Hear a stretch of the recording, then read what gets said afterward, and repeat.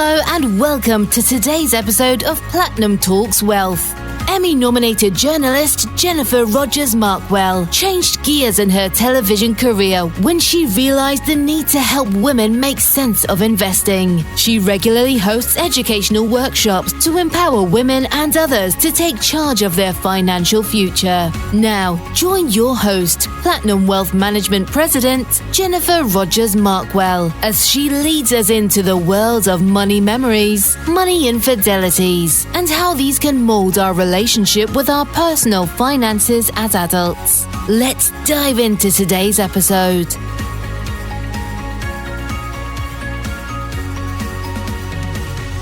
It's Jennifer Rogers Markwell, and you're joining us on the Platinum Talks Wealth podcast. Today, we are joined by Nicole Ng Yuen. Good morning, good afternoon, wherever you're joining us from. Thanks so much. Thank you. So it's good afternoon here. I'm based in the UK, so it's good afternoon, but good morning to you. Thanks. So tell us all about who you are and why you do what you do. Okay, so my name is Nicole Ng Yuen. I'm originally from Canada, but I actually live in the UK. I've had a very colorful background where I started working in politics as a political staffer, worked there for about 10 years, then changed careers and to become a lawyer. I moved to the UK without even having been to the UK before, and I pursued my law school here. I was at Cambridge. I did a 3-year law degree there, and then I went a very traditional route into commercial litigation, basically. And I worked in the city of London for about 5 years. I trained and qualified there, and now I have pivoted into working as an in-house lawyer in a global media company. And I've also started my own podcast, which is the EnvisionAir Podcast. And so that's a lot of things happening there for you. How did you get on this path? Yeah. Well, I feel like what rings true and probably the philosophy I've always had in my life is that you can do anything you want if you put your mind to it. Thanks to my mom, who always put that in my mind. And I always feel like we're on a journey in life, and we should always be very in tune with what we're meant to do, and that can always change in life. And so I regularly try to consciously do life audits where I can, consider where I am in life, see if I'm actually happy and if I feel like I'm fulfilling my life's purpose. And I guess over the last, 15 to 20 years, since I started my first career, I've always been very happy to kind of change and pivot and grow, getting closer, hopefully, to that ultimate life purpose. So you say the word pivot, and that resonates with me so much on so many different levels, right? Yeah. I feel like, and I've shared this before on other podcasts, like we're on a river in essence, right? Like we can either fight it and go upstream, we can stand where we are and have the water just hit our back along the way, or we can kind of just go with it. I mean, from your path, did you think that you would be where you're at now? Absolutely not. And I always tell when I meet younger people who are in their 20s, I'm like, never say never, because if I told my 20-year-old self that I would be a lawyer working in London, married to a British man, it would have been like, no way, that's not even possible. So I feel like there's an infinite amount of possibilities in this world, and we just kind of have to go after it. Yeah, no, I think that's a beautiful way to put it, because I would have never put myself in the environment that I'm in currently, right? Rolling from television and doing that for almost 20 years into finance, really after, my grandpa passed and my grandma was trying to make sense of investing. I would have never in a million years put myself here, because I was always that person that was like, okay, I'm going to do this for this many years. I'm going to do this contract here. I'm going to do this contract here. And lo and behold, you're like, well, I was planning, here I am. So yeah. Yeah, exactly. Planning. Isn't that saying like, God laughs at plans or something? You make a plan and God laughs or something like that. I think that's so true. Mhm. So true. So one thing that you had shared with me offline, which I found fascinating, is as you're kind of, evolving into whatever your next journey is, you were sharing about a worksheet, which I found super interesting, which maybe wasn't a worksheet then, but it's evolving into a worksheet now. Tell me more about that and basically how you share that and all what that is in essence. Okay. So thank you very much for bringing that up. It's a tool that I use, and I think it started probably about 20 something years ago, just before I started when I was working in politics. And now it's evolved into a little bit more of a formal structure. So essentially, I like to take time, normally at the end of the year, because my birthday's in December. And so I always think, oh, a new birthday, new year, right? And it's also the end of the year. So I tend to sit down, quiet space, and I really kind of just center and I reflect on the last year and where I am in my life. And I take stock basically. So I call it a life audit. And that's the tool that I like to use. And I put it into this 2-page format. So the first page, I like to categorize each kind of area in my life as health, wealth, and community. And within that, I have a little subtable where I like to put health, and I reflect on my mental health, my physical health, my spiritual health, and see where I'm doing in that area of my life. And I give myself a score actually, out of 10. And then I also do the same. So, for all the other areas. So with wealth, for example, I like to do, my investments, my career, if I'm my own business, like now my business, and also budgeting, which is really, really important. And then also give myself a score out of 10. And then the last column, which is community, that is family relationships, friends, and also giving back or philanthropy. And so for me, it's a real nice holistic look at my life. And then where the areas that I have a low score, I already know that. I tend to know that I'm already lacking in that area, but it kind of exercise really brings it to my conscious. And then I try and intentionally start setting goals to address those areas of lacking. And for me, it's a really great way of getting out of a funk too, when I feel like I'm a bit low in different areas.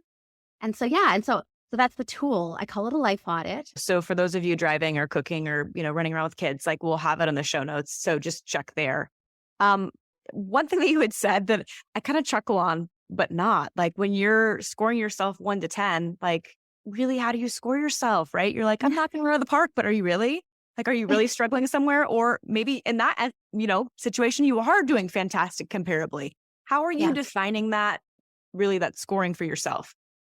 So, I try and be as honest as possible. So I'll give you an example. About almost a year ago, I had done this, and I there was 2 areas in my life that were really, really low. I was everyone else I was quite happy with. Maybe I'm very generous with my own scores. I'm yeah, I'm winning. Great. 8, 8, 8, But there's definitely 2 areas in my life that were not great. And that was my physical health. I'd really not been taking care of myself. For the last, with COVID, obviously that was a huge, everyone suffered, I'm sure, with their physical, well, some people didn't, but I did with my physical health. I gained 10, 15 pounds just by being very stagnant and eating my emotions probably. And so that was an area that I was okay, something needs to change. That's really, really, really important. So I gave myself a 2. And then another area of my life was community, because I felt I don't know, I felt some of the friends that I maybe had, I felt they weren't really showing up for me as much as I had been for them. And I was feeling this lack and sadness. And so I was you know what? I think I need to start reassessing the people who I really let in my inner fold. And because I'm such a giving person with my friends and my people. And so I was yeah, this isn't working anymore. And so I intentionally started kind of distancing myself from, different people. And then I started actually making room. I think that actually by default started making room for really positive people. And now, a year in, I have some of the most amazing people around me who are cheerleaders. They back me 110%. They're not naysayers in any way. And they just created such a positive environment. I have goosebumps thinking about it. It's amazing. So I really do think that this is a really helpful exercise. Now, when you shared that with me, I was what? I think that is just really fantastic self-help reflection. Yeah. I like it because it's empowering for you. Nobody's telling you what to score. It's literally just an exercise that you use. Now I am writing a book. And so hopefully I will also, that will be more detailed, and it'll really delve into each of, because I actually have a 7 steps that I've kind of formulated, a framework. But yeah, no, I'm really always happy to share. And so, yeah, happy to help in any way I can, Jennifer. Love that. Well, thank you for sharing. So additionally, in this podcast, we like to talk about all things money as well. And one thing is money memories. So what's a money memory that you had as a younger person or child or within your journey that really helped mold your relationship to money as an adult? Yeah, that's a really good question. I love the money memory. Um I never knew that term until I started listening to your podcast. I really love it. I'm going to start using it all the time now and referencing your podcast. um, but I think for me, I was really, in some ways, I was lucky because I grew up with two very different parents, and my dad was like super, super frugal, and like it's legitimate why he had it because his parents. My dad is Chinese, and his family fled China when the Mao government took over. And they were very well to do. They had a factory and they lost everything. So his experience as a young child, was literally poverty. And so I think there was elements that, continued in his life. Not his fault, literally just because that was what he had. So there was a really strong element of frugality and budgeting, like very, very restrictive. And money was scarce. That was what I understood from that. Whereas my mom, even though, I mean, it's not like she grew up super wealthy, but she had a much more, I want to treat my kids. I want them to have really nice things. I want them to, put them in extracurriculars and spend the money because it's for their investment, but very, very different contrasting approaches to money. And in some ways, probably because I was so close to my mother, I probably took on her sort of, mindset about money.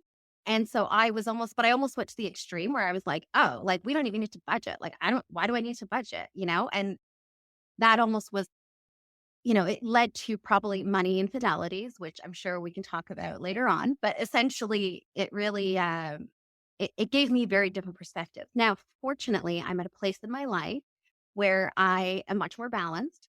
And so I can see like the logic behind a good budget and budgeting and not incurring debt, at least credit card debt.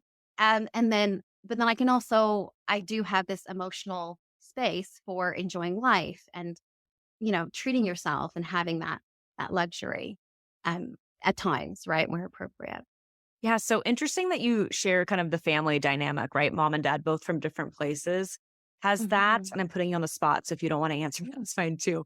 But has that affected your relationship with your spouse? And then how do you both navigate that? Because you're both different from different places as well, right?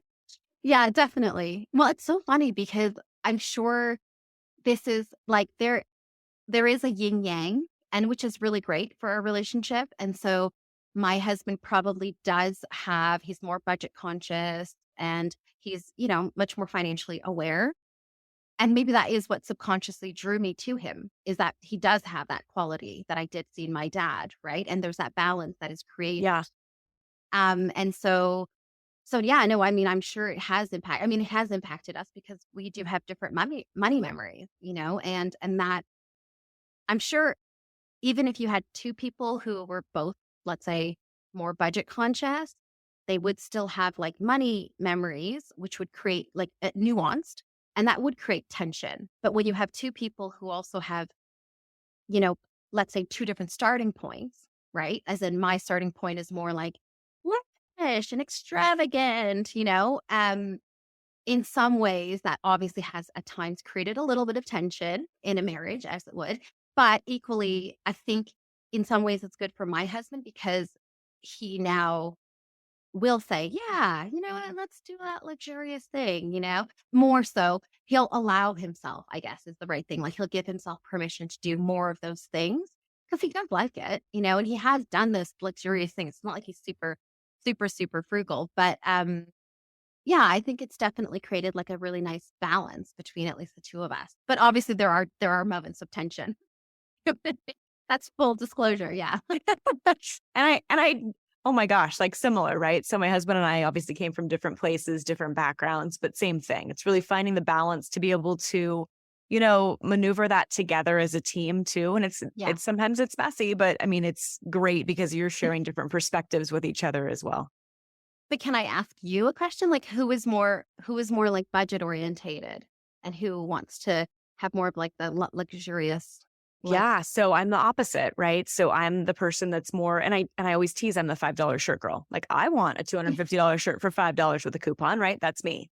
My husband's not quite like that. So we are opposite in some directions like that. And again, I was brought up with my grandparents, right? So they were depression kids. So it was a whole different ball game where he was, brought up by his mom and dad. So I think the depression, kids mentality definitely trickled down for me too when it comes to my money memories. Because I remember, my grandparents, not to go off on a tangent, but having like cabinets of like cans, because in their mind, they wanted to make sure there was always food on the table because that was priority. So for them, that was a big deal. And I always go back to that too. And I remember I shared this on a podcast a while back of like, they had like cans of like, I remember all kinds of things, beans, corns, green beans, whatever. Right. And I remember some of them being like bloated. And I was like, guys, like, I get that you guys want to have, cans of things, but if you're going to go out in the world, I want you to go out for a good reason, not because you ate a bloated can of corn. So I remember going through and like throwing out cans. And they were so mad at me. They were so mad. Yeah. I was like, I will replace every can I'm getting rid of, but I don't want you to get sick, because you ate something botulism or Lord forbid, whatever. Right. So yeah. No, it's funny is my dad, he had that. So we had he had a pantry full. I grew up having like so many, tons, stocked full of things that had expired too. And it was almost like you would buy like 5 of the same box soup, 5 of the same. And I was like, because it was one, there was a sale, and 2, yes, in the event, I think there's this element of scarcity, which I totally understand that, and that's really, it's a product of the experiences. Yeah. Right? It's part of the, trickle down effect from, your family, your journey. I mean, and then that comes to the point of like changing the narrative. I feel like, I feel like I'm a big girl now. I'm an adult, right? Like I have, a successful wealth management firm where we're able to support hundreds of clients and we have a big team. So clearly I'm in a different position, but that does always spark some of the, thoughts that I have. And I think that's very normal. And it's just changing the narrative to what makes sense for you individually. Mm-hmm. Yeah. Interesting. Yeah. Well, that goes obviously hand in hand with talking through, financial infidelities. So what's something that you've experienced or that you've even witnessed that you think that others could learn from? Yeah. Well, okay. I guess I touched a little bit on this. So I think the fact that I had this very conflicting philosophy growing up, but I had chosen let's, spend more. Now, I should actually caveat this because my mother was she always followed a budget, but she basically would always manage to let's say maybe not spend on herself so that we could have what we wanted, if that makes sense. So I don't want to make it seem like my mom was just this crazy, luxurious, spender. But I think that idea that maybe, being super budget conscious or frugal, maybe, my mom, that was a little bit hard for her and maybe her marriage, let's say, right? That was a point of conflict that maybe wasn't resolved well. I feel like I probably interpreted that spend money, that's good. Spend money on your loved ones, spend money when you go out with friends, treat people. And I probably internalized that and probably made it almost, again, like I said, the other extreme. And so I would say one of my infidelities was, probably about 20 years ago when I was, at university and I got my first credit card and I was like, woohoo, right? First credit card.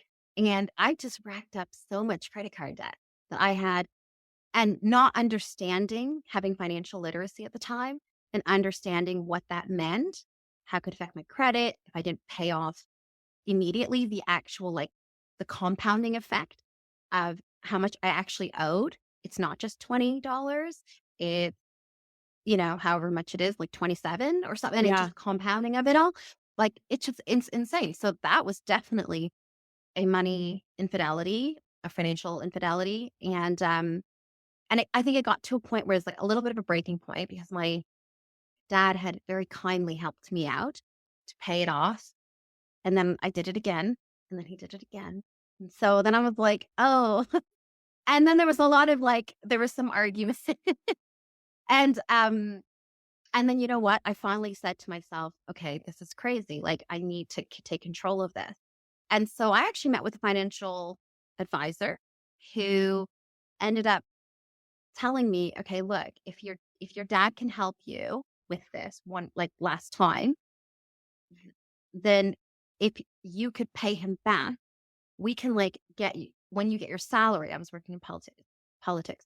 So when you get your salary, a portion of it can automatically go into his account. And it's like a payment structure. So for the next 10 months, and then within 10 months, you'll have paid it off. But you just need your dad to like say that's okay.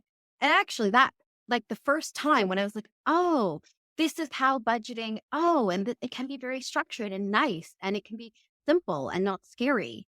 That I felt so empowered. So that's a money infidelity. And then it was like my solution, like how I overcame it.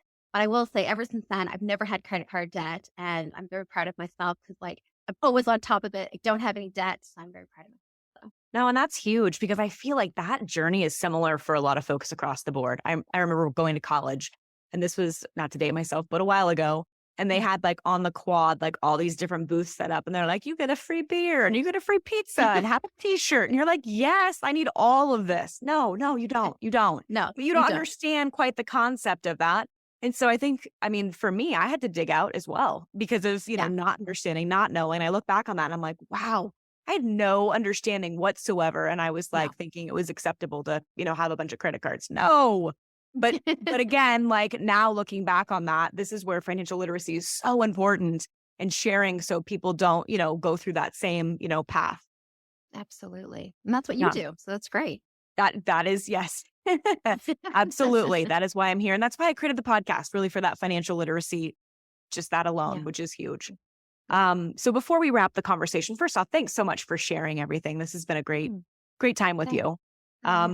What are some tips and or tricks that you use to utilize money differently in your household? Well, we are on a budget now, so that's a new thing. No, like as a couple. And so I think that has been, I've never really had that until I got married, and being with my husband. So like that was very, very new. So being able to co-budget and regularly meet and discuss. And not only actually, I'll tell you something, not only discuss like our day to day, but actually something that I love and we do is like we talk about future goals as a couple.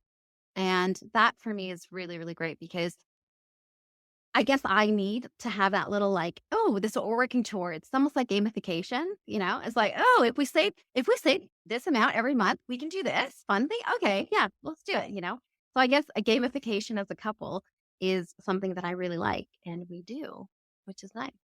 That's awesome. Another guest on the podcast said her and her spouse do a dream account. So they have an account that's earmarked just for whatever their dreams are. And that's always, changing and evolving, but a dream account to save. And I was like, that's very sweet. That's nice. I love that idea. Maybe we need to implement that here. Yeah. So similar to what you're doing, it sounds like. Yeah, exactly. Well, good. Well, thank you so much. I appreciate your time with us today. Pleasure. Real pleasure. Thank you, Jennifer. Yeah, no. And thank you all for listening or watching. And hopefully you'll join us in the next Platinum Talks Wealth podcast. If you enjoyed today's podcast, Platinum Talks Wealth, please subscribe and share. For more information about Jennifer Rogers Markwell or Platinum Wealth Management, please visit www.platinumwealth.net. Securities and advisory services offered through LPL Financial, a registered investment advisor, member of FINRA and SIPC. The opinions voiced in this podcast are for general information only and are not intended to provide specific advice or recommendations for any individual. To determine which strategies or investments may be suitable for you, consult the appropriate qualified professional prior to making a decision. The guest speakers and their companies are not affiliated with or endorsed by LPL Financial or Platinum Wealth Management.